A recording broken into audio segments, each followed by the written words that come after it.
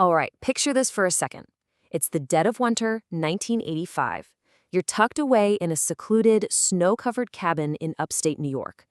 Your family is sound asleep, and you're just drifting off into what should be a perfectly normal, quiet night. But what happens next in that isolated cabin won't just shatter one man's reality. It's going to ignite an absolute cultural firestorm. Welcome to today's Explainer, where we are unpacking one of the most chilling psychological mysteries of the 20th century. When Whitley Strieber released his book Communion, it didn't just sit quietly on bookstore shelves. It absolutely exploded. Like The Nation pointed out at the time, if this account was true, it would literally redefine humanity's place in the universe. If it was a fabrication, well, it was a masterful deception. But what if it was something else entirely? What if it was a terrifying, genuine psychological event that just defied any easy categorization? The book itself, the very artifact that started the whole shebang, acts as our primary map here. Notice how it grounds this totally surreal tale in stark reality, giving us an exact date, December 26th, 1985, and a highly specific location. By stamping this terrifying experience with concrete facts, the book basically dared the public to look at it not as a piece of science fiction, but as a chilling, undeniably real piece of nonfiction. Section 1. An ordinary winter night, the calm before the unknown. Look at how beautifully mundane this day was, right? Skiing with the wife and kid, eating Christmas leftovers, and hitting the hay early, surrounded by the quiet safety of a family cabin. It's a routine we all instantly recognize. But exactly 6 hours later, that ordinary reality completely shatters. And the story works so well precisely because it begins in a familiar world. It essentially weaponizes the safety of our domestic routines. Section 2. The Impossible Awakening. Terror in the Cabin. 6 hours later, he found himself suddenly awake and forever changed. He doesn't wake up feeling refreshed or groggy.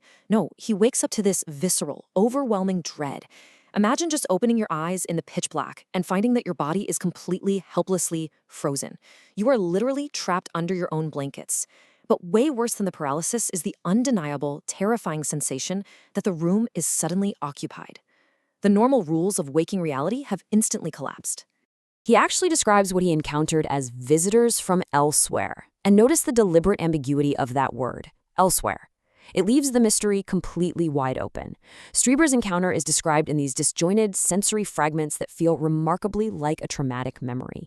He recalls a pale, hand-like shape, a large dark eye reflecting in the darkness, small figures moving without footsteps out in the hallway, a profound, sinking sense of helplessness and awe as a strange light fills the bedroom. It's not about Hollywood monsters, It's about the collapse of everything you thought you understood. The narrative makes a direct promise to us as readers, outlining 4 core mysteries: how they found him, where they took him, what they did to him, and why. During the encounter, Strieber experiences being completely removed from his ordinary world.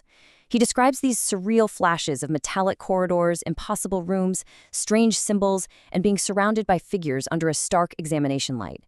But the ultimate terror here isn't just the physical experience. It's the absolute, maddening lack of understanding regarding their purpose. Section 3.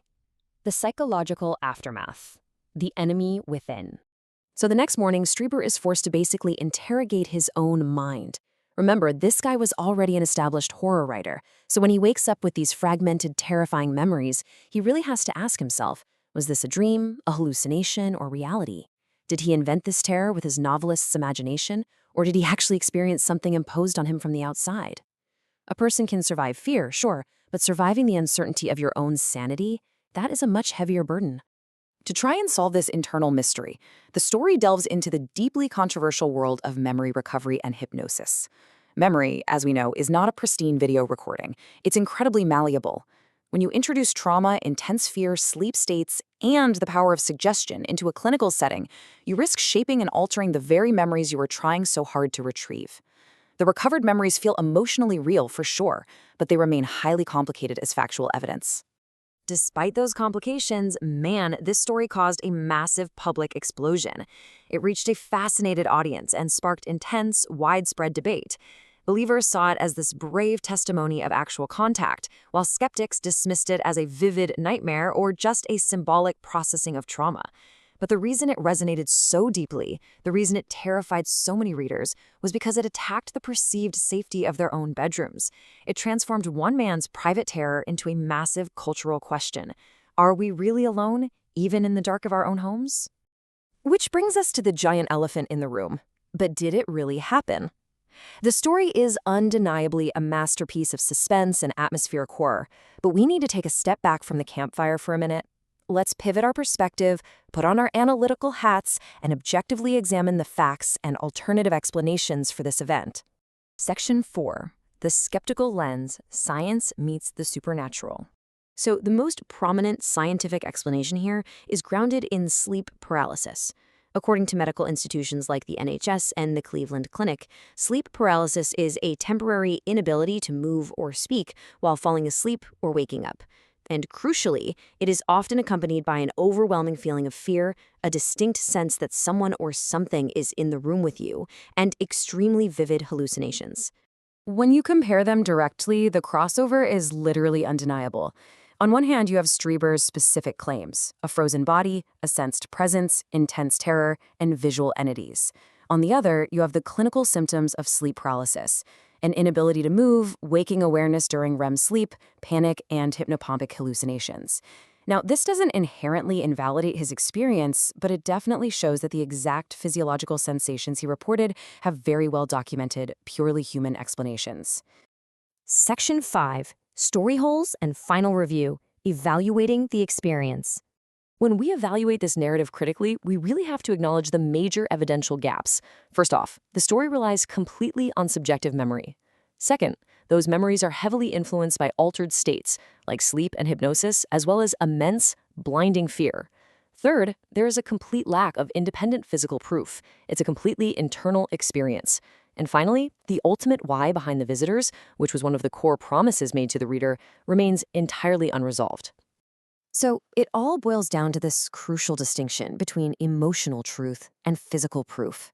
As confirmed proof of extraterrestrial visitors, the story falls short. It just lacks the external verification required by science. But as a story about trauma, memory, and the fragility of the human mind, it is incredibly powerful. It operates brilliantly as a psychological and philosophical mystery. It shows us that people can be profoundly, forever changed by events that they simply cannot fully explain to the rest of the world. Which leaves us with this final lingering thought. What do we do when our most terrifying memories cannot be proven or dismissed? Whether you believe Whitley Strieber was literally visited by beings from another world, or you believe his mind turned a sleep disorder into a cosmic nightmare, the story of communion forces us to confront the darkest corners of our own consciousness. It asks us to look at the boundaries of our own minds and wonder just how much we actually understand about ourselves. Thanks for joining me on this explainer, and I'll see you next time.